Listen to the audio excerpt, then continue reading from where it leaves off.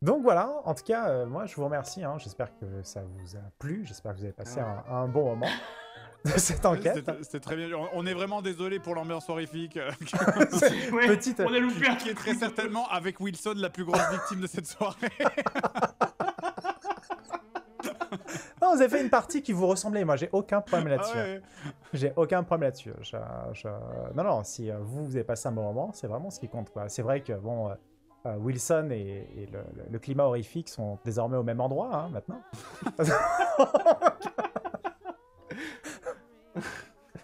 Mais non, vous avez quand même résolu l'enquête, vous avez résolu la mission, vous avez réussi des tests comme des porcs, disons-le très simplement. Sauf Gérald, hein, vous avez été extrêmement chanceux. Quasiment. Pourtant, j'ai été généreux, hein, en situation délicate. Mais Mais alors, moi, j'ai une question quand même. Quand elle nous disait partir étranger, le fantôme, ouais. ça voulait dire quoi Est-ce que ces gens. Est-ce que Charlie avait un lien avec ça? Du genre, par exemple, est-ce qu'il voulait qu'on fasse partir Charlie et ne plus le faire revenir parce que c'était lui l'étranger qu'elle voulait faire partir? Non, elle parlait du journaliste. Elle parlait du journaliste qui était là. Ah, d'accord, ok.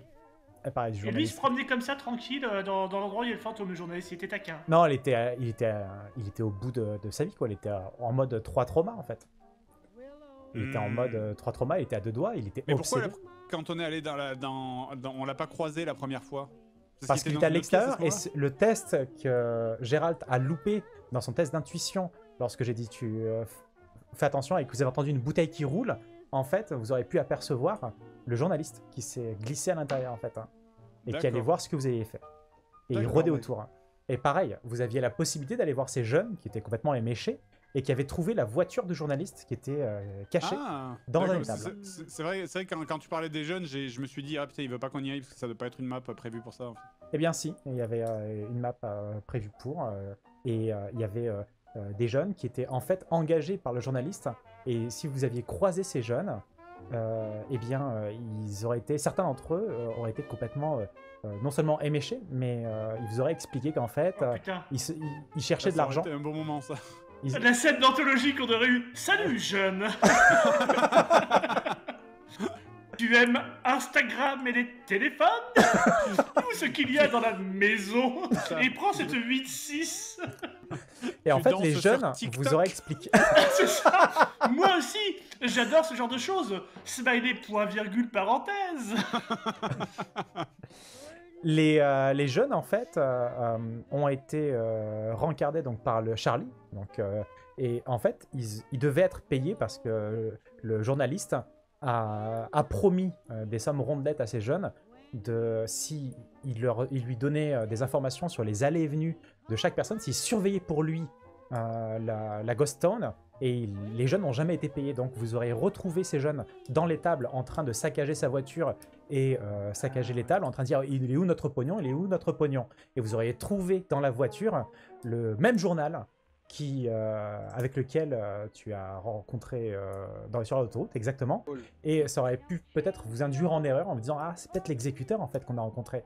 Et en plus de ça c'était une voiture de location, donc il y aurait eu une zone de flou.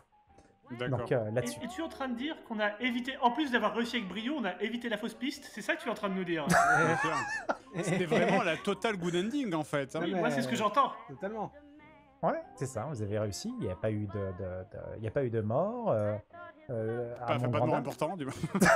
En tout cas, aucun qui a été signalé. Il est comme Martine, il est signalé pareil à l'agence, hein, disparu. Ah. Mais alors, quelle est la conséquence grossièrement de ça? Si jamais, je sais pas s'il y a un lien réellement entre les différents scénars du coup, mais est-ce qu'il y a une conséquence de la mort de Wilson? Wilson, non, à moins qu'on refasse une suite à ce chapitre, mais il y a peu de chance, vu qu'un chapitre est égal à un univers, un one-shot un peu dans le mood, les contes de la crypte et tout. Je pense qu'on n'aura pas de nouveau camion tout de suite, quoi. Disons que, en effet, les sommes rondelettes injectées par le membre de la famille de Wilson auraient permis peut-être une meilleure réussite, un meilleur camion, un plus beau camion, plus de matériel, mais probablement que l'agence va être en dissension interne sur ses investisseurs. Et le journaliste, lui de son côté, faisait partie d'un mouvement qui voit l'intervention, l'ingérence de l'agence comme étant contre nature, en estimant que les fantômes sont dans leur bon droit. Et désormais, c'est une nouvelle page de l'histoire, parce que eux, ils viennent dans ce monde de nouveau pour hanter les lieux, mais c'est avéré. Donc, ce sont aussi des êtres à part entière ici, donc il ne faut pas les chasser. Et donc, ils vous voient comme des ennemis, comme des cultes, comme des sectes. Et donc, c'est pour ça qu'il était là, pour vous anéantir. Il a piégé le prospecteur. Il l'a eu en l'attirant ici, et il aurait voulu vous poignarder. Il aurait vous tuer, quoi, tout simplement. Ah oui, tolérant donc le mec. Oui, on donne des droits aux fantômes, quoi, ok. C'est ça. Et Charlie, du coup, il était... Enfin voilà, c'était rien de plus qu'un vagabond. Tu peux le redire, Gérald? Tu peux le redire? Ah, finalement, il était pas si louche que ça. Non, il était pas si louche que ça, du coup, Charlie. Oui, mais moi j'ai vraiment cru, au bout d'un moment, j'ai vraiment cru que c'est lui qui avait tué la meuf, quoi, tu sais. Pas Ah du ouais, tout. non mais moi Non, aussi, c'était une autre... C'est pour ça, tu sais. C'est Odieux qui est là. J'ai joué le bluff, tu sais. Tiens, genre, allez, on laisse le clodo, on y retourne avec le fantôme. Non, attends, le clodo, il est suspect. Bah oui, c'est un clodo, il est pauvre, il est suspect. J'ai agi comme la police, moi, tu vois. Moi, j'ai pris le mec le plus pauvre des environs, je l'ai accusé, quoi. La base. Ouais, totalement. Et donc non, et c'était c'était un guide, hein, c'est un mec qui habitait ici depuis super longtemps, qui espère se faire un peu de pognon. Et à chaque fois qu'il y a des touristes qui viennent par cet endroit pour aller à Utah, eh bien, il récupère un peu de thunes. Il aurait été un peu plus consentant, il aurait été un peu plus aimable si vous lui auriez proposé soit du matos du camion, soit de l'argent. Autrement, qu'en le menaçant d'aller en prison ou dans le pointant avec un morceau de bois en disant « C'est une baguette magique !» Tu vois je vais filer des clopes, voilà, tu as filé des clopes. Oui, il s'est auto-filé des clopes. Est-ce qu'on aurait pu se débarrasser du fantôme de manière pacifique, avec la table Ouija et tout? À chaque fois que vous utilisez la table Ouija, en fait, progressivement, vous prenez des traumas. Donc la limite, elle était là, en fait. Donc vous n'aurez pas pu utiliser la Ouija. Par contre, vous aurez pu utiliser la Ouija au moment du conflit avec le journaliste. Vous aurez pu orienter avec la table de Ouija ou maintenir à distance. Pendant qu'il essaye de nous chasser, on aurait pu ça. faire... Attendez, pause. C'était ça la complexité. La complexité, elle était là. C'est en effet ça. C'était quelqu'un qui était bel et bien vivant, qui allait s'en prendre à vous, et une créature que vous pouviez... finalement, la créature la plus facile à canaliser, c'est la créature surnaturelle. D'accord. Donc, ok. Voilà. En tout cas, j'espère que ça vous a plu. Ouais, très cool. J'ai passé un très bon moment et il n'y a pas de... Moi, je suis très... Alors, ça va peut-être paraître un peu tranché, mais quand il y a une ambiance horrifique, je vais pas obliger le groupe et je vais pas aller contre le groupe si le groupe le sent d'une certaine manière. Parce que c'est aussi ça le jeu de rôle, c'est s'adapter au groupe. Et si le groupe a envie de vivre le truc, parce que si vraiment on va faire le parallèle avec Phasmophobia, il y a des groupes qui viennent faire de l'enquête, et j'ai un certain nombre d'heures de jeu sur Phasmophobia, et vous ressemblez à un certain nombre de groupes en mode professionnel qui viennent balancer des objets comme ça dedans en faisant « Allez, on va rentrer dans le camion !» Et moi, ça me fait beaucoup rire. Je dis pas qu'il y a une surenchère à alimenter. Attention, hein. En revanche, il y a pas d'écart dessus. Alors évidemment, il y a une limite. Hein, c'est comme dans tous les jeux de rôle, en fait. C'est pas l'ambiance horrifique qui la définit. Hein. C'est dans n'importe quel jeu de rôle. Pareil, en saison 4, si on avait fait n'importe quoi, on avait passé notre temps à faire du off. Ça aurait pas été fun pour toi quand tu étais MJ. Là, il y a toujours eu un recadrement. Merci aux dieux, finalement. Non, Allons. Après, en vrai, c'est que bon, de toute façon, on joue. Il y a pas qu'un style de jeu de rôle. Il y a plein de styles. Il y a des joueurs qui jouent. Il y a des joueurs qui jouent très sérieusement et qui kiffent. Et c'est aussi. Et puis moi, je peux pas m'empêcher de faire des blagues parce que ça me fait marrer, tu vois. Mais oui, c'est pas. Moi, si je joue avec toi, c'est parce que j'aime bien jouer avec toi. Quoi. C'est pareil pour les deux autres, sauf pour un des deux. Mais le fait est que j'apprécie. J'apprécie jouer avec vous, c'est pas pour vous obliger à adopter un style en particulier, c'est parce que c'est cette ambiance-là, c'est la conjugaison de ces trois joueurs qui donne la partie unique. Sinon, on serait tous sur un même modèle de JDR. Si demain on fait un JDR avec une ambiance purement en beatbox et que tout le monde kiffe, eh bien tout le monde kiffera, peu importe. Bien sûr. Donc voilà. Quoi. Bah merci Maya. Merci à merci vous, beaucoup. c'était très cool. Moi, c'était ma première, donc je vous remercie. Peut-être si vous avez aimé la subtilité de cette partie, eh bien, dites-vous que ça sera encore plus subtil avec du Warhammer 40 000 lorsqu'ils joueront des Space Marines. Là, ça sera de la vraie subtilité, sachez-le. Exactement. Fred va être merveilleux, j'en suis certain. Parce que là, il y en a qui vont mourir pour l'empereur. Wilson, le garde impérial. Et évidemment, Bob sera la touche de féminité qui va apporter la subtilité supplémentaire. Évidemment. Exactement. Hein? Et pour le coup, je me suis vraiment régalé. J'ai passé de très très bons moments. Parce que les joueurs en ont passé un bon, en fait. Il y a des moments qui étaient un peu déstabilisants pour moi, mais j'ai gardé le fil. Et j'ai trouvé ça cool qu'ils prennent en main les personnages. J'ai trouvé ça cool qu'ils fassent ce qu'ils ont fait, qu'ils en aient pris totalement possession. Pourquoi avoir fait l'escale sur la autoroute? Parce que c'est du JDR. Ça n'a pas fait ralentir le scénario. L'escale sur l'autoroute avait ça. Attendez, hop là. L'escale sur l'autoroute avait pour raison scénaristique d'intégrer deux éléments. D'intégrer Cole Jefferson, qui est l'exécuteur, mais aussi d'intégrer scénaristiquement la révélation finale sur la présence du coupable ou du responsable. Donc du coup, c'était totalement nécessaire, c'était vital. Avec Fonzie. Oh, ah mais Fonzie, mais le lourdeau Fonzie. Et encore, je ne l'ai pas fait aussi lourd que je l'imaginais, mais le coup dans Fonzie, mais à fond. C'était une horreur, mais le malaise. Et moi, je crois que je me souviendrai toute ma vie, au moment où je dis à Fred, il y a Fonzie, alors que tu retournes vers le camion, il y a Fonzie qui te rattrape par le bras. Et spontanément et très naturellement, Fred l'a fait. Oh! Et là, j'ai l'impression d'avoir vu tous les joueurs tout le monde faire. Oh! Tu sais, mais. Oh! Mais ouais, mais totalement. Et c'est le truc dans la vraie vie. Tu te prends à Optimus Prime dans un endroit du corps qui n'est pas prévu pour. Donc là, pour le coup, il avait raison de réagir avec les gros jets comme ça. Et moi, je savais pas que ça allait être au départ Fred qui allait avoir ce personnage. Et c'était... ouais, les arbres bougent. Les lumières bougent. Il y a une dynamique que vous ne soupçonnez pas. Et il y a même, chose incroyable, attention, attention, des toilettes! C'est ouf ou pas? Tout était prévu, tout était calculé. C'était incroyable de voir Fred subir super séduceur. Tu sais quoi?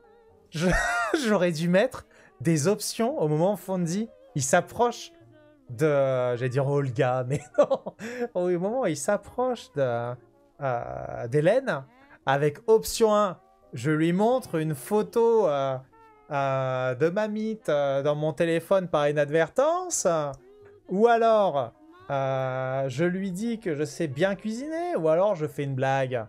J'aurais laissé les gens choisir pour Fonzie. Ça aurait été tellement plus réaliste, en vérité. Tu as testé le scénario avec d'autres tables, comme pour le premier. Je l'ai absolument. Je le teste systématiquement. Alors, je le teste pas pour tester le scénario, juste. Je le teste pour tester la narration augmentée. Parce que j'ai besoin de me mettre à l'aise, vu que c'est vraiment une usine à gaz derrière, et que, bon, vous avez rien vu, vous-même. Vous avez rien vu de la manière dont c'est géré, et tant mieux, parce que l'objectif, c'est que vous ne le sentiez pas. C'est pour vraiment entraîner la gestion des sons, la gestion, le confort, la mise en scène, en fait, audio, qui est pour moi très importante. Il y a eu beaucoup de travail, il y a eu 2 ans de développement dessus, que je reste sur Foundry, que j'aille sur un autre soft. C'est totalement indépendant de la gestion de la narration augmentée.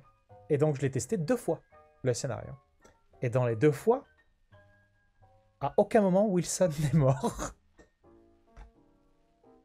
Incroyable ou pas? La map du garage a été totalement reproduite à l'identique par rapport aux jeux vidéo. Il y a la radio qui est là, avec le téléphone. Il y a des cartons avec les caisses. Il y a le canapé. Là, il y a une sorte de panier de basket avec la lumière rouge. ici une plateforme, ici un évier, ici quelque chose. Tout a été reproduit, quoi. Tu as fait les maps entièrement ou tu en as trouvé 2-3 sur le net? Je les ai faites toutes entièrement. De A à Z, je les ai toutes faites. Et vous allez voir à quel point. C'est donc les toilettes. Alors ça, c'était pure invention, évidemment. Incroyable invention de folie. Là, il y a des toilettes. En effet, à l'arrière, j'ai pris la liberté totalement créative dans Phasmophobia de mettre ce que tout le monde se pose comme question. J'ai répondu à ce mystère plurimillénaire, à savoir qu'est-ce qu'il y a derrière cette porte. Qu'est-ce qu'il y a derrière cette porte? Eh bien, qu'est-ce qu'il y a derrière cette porte? Une buanderie doublée de toilettes, parce que c'est un peu le truc essentiel. S'ils s'étaient forés pour la conduite, ils auraient fait dans le campement. S'ils avaient fait un test raté à la conduite, ils seraient arrêtés avant la autoroute et ce serait Fonzie qui serait venu leur sauver la vie, bien sûr. Comment est morte Marie? Tuée par son mari? Absolument. Elle a été mariette. Hein, évidemment, comme on dit. Assassinée par un mari trop possessif. Qui est devenu le mari de Marie? Le mari de Marie s'est barré. Tout simplement. En laissant piste vacante avec sa valise, mais il s'est juste barré, en fait. À pattes, il a quitté la région, il a tout laissé, en fait. Ce qui était très intéressant, ce qui était vraiment très intéressant dans ce Slashers 2, c'est que on a moins interprété les dés d'aspect dans les lancers de dés, mais les joueurs ont beaucoup plus joué les aspects en mode passif sur les caractères des personnages. Avec une mention évidemment pour l'odieux qui lui a joué le gars inintéressant de A à Z. Alors là, mon gars, alors pour gérer l'inintéressance, alors ça, bravo. Bravo sur 20, je dirais même. En fait, mes moments de RP que j'aime bien avec les joueurs, c'est quand quelque chose qui était totalement insignifiant prend des proportions mais totalement démesurées par les joueurs. Suivez mon regard, Charlie. Et là, tu fais, mais... Du coup, tu as un petit moment de flottement. Ils sont tous en train de l'accuser, en train de faire « Mais oui, Jack, tu es mauvais, Jack !» Alors, du coup, tu es obligé de faire... T'es obligé de jongler avec, en fait. Ça crée des moments très inattendus. Dites-vous que dans Phasmophobia, j'ai passé des heures à placer chaque élément selon chaque aspect de la map du chalet. Là où il y a un tas de bois, genre là, il y a exactement ce tas de bois. Il y en a un autre juste ici. Il y a exactement le caillou ici. L'autre caillou ici. Il y a la table, la chaise, le tapis. Le tapis à l'entrée est penché dans le même sens que dans la map de Phasmophobia. Il y a ici le même nombre de citrouilles qu'il y a dans le jardin de la map de Phasmophobia. La flaque d'eau croupie. Ceux qui m'ont vu jouer à Phasmophobia m'ont vu me cacher derrière ces toilettes en regardant le doudou devant, ici. Bref, il y a eu un certain taf qui a été fait et j'ai pris un malin plaisir. Et j'ai passé des heures, en fait, à laisser Phasmophobia. Alors sachez-le, que si vous restez à l'extérieur de la maison, vous pouvez rester des heures, toute une journée, sans perte de santé mentale. Hein? Bon, je le sais. Je le sais. 4000 heures de jeu juste pour voir. Si la prospectrice est morte, qui a signalé la maison à l'agence? Alors, c'était pas la prospectrice qui a fait l'enquête pour trouver l'esprit. C'était une prospectrice de l'agence, mais pas quelqu'un qui a permis d'identifier le fantôme. Là, c'est pareil. Là, ici, c'est exactement pareil. Il y a un paravent. Le paravent, il est tourné dans le même sens. Avec ici un porte-manteau. Le porte-manteau, c'est le même. Et évidemment, bien sûr.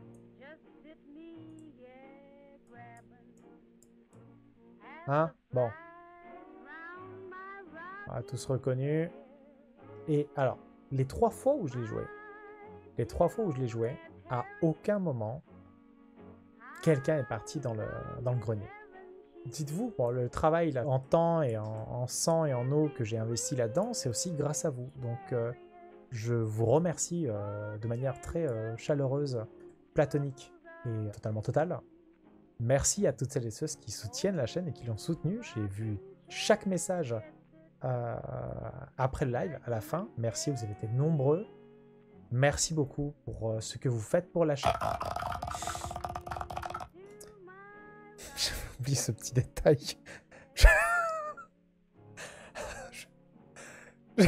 J'avais...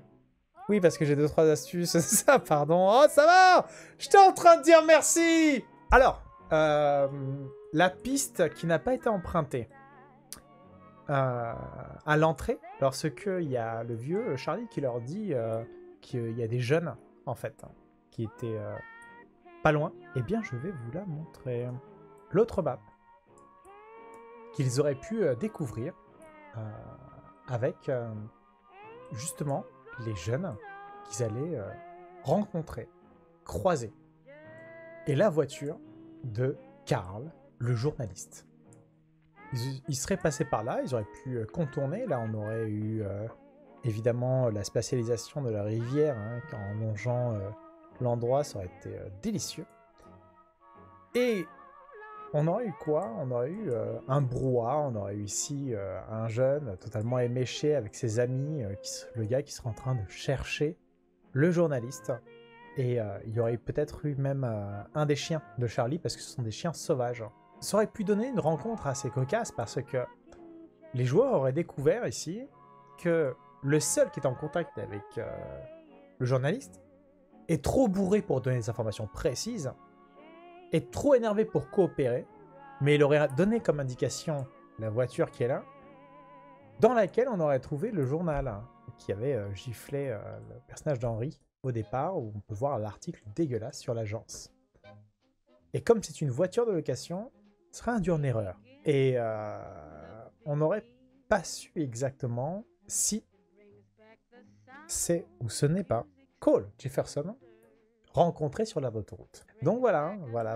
La map loupée qui n'était pas loin en fait, pas si loin que ça, mais qui aurait permis justement de comprendre des choses supplémentaires tout en nourrissant une piste secondaire. Maintenant que tu es aussi attaché à l'immersion sonore, ça ne te manque pas quand tu repasses au JDR papier? Non, parce que je fais pareil en JDR papier. Enfin, peut-être pas en spatialisé, mais je prête une attention particulière aux éléments d'immersion. Dites-vous que quand je maîtrisais du Cthulhu dans mon salon, à une époque, je faisais avec des tables, des tables basses, 4 tables basses, je vous en ai parlé, hein. Et en fait, je laissais un jeu de 1,5 cm entre chaque table, et je mettais une lumière sous la table pour projeter des couleurs en fait. Et j'avais une télécommande pour régler, c'était une Philips, je crois, Lumicolor, qui permettait de maîtriser la couleur en fait de l'ambiance. Bon, en tout cas, c'était vraiment cool. Ah ouais, comment j'ai pris plaisir pour la table de Ouija, mon gars. C'était... Les joueurs avaient ça de leur côté. Ce qui était très pratique pour eux, et c'est pour ça qu'ils avaient largement de quoi enquêter de manière cohérente. J'avais compulsé toutes les informations. Donc j'avais réuni toutes les infos, ici, et j'avais résumé, et j'avais copié à la lettre près, j'ai même corrigé 2-3 fautes qu'il y avait dans le jeu Phasmophobia, toutes les infos sur tous les esprits pour que les joueurs l'aient sous les yeux.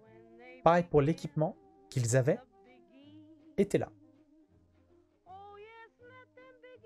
C'est ce qu'ils avaient avec eux. Peut-on envisager qu'ils perdent? Bah oui, s'ils meurent. S'ils meurent. Ça, c'était l'échec. Disons que l'intervention dans l'aire d'autoroute au départ, c'était aussi pour les pousser à finir la mission. Parce que tu peux faire comme dans Phasmophobia et dire c'est trop compliqué, on va risquer notre peau, on va quitter le camion. Alors que Cole Jefferson qui intervient sur l'aire d'autoroute et qui leur dit je vais vous bourrer la gueule, je vais vous taper dans les dents si vous ne trouvez pas les bonnes réponses de l'enquête, ça apporte une pression supplémentaire. Ça a aussi comme élément.